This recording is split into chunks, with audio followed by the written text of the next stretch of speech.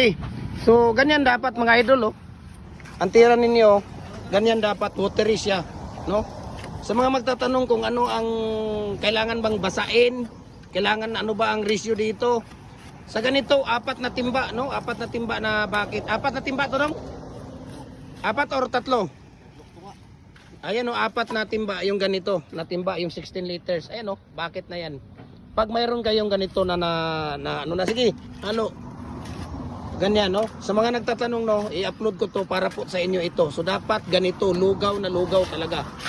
Dragon fruit post, pins concrete post, ganito ang gagawin ninyo, lugaw na lugaw, okay?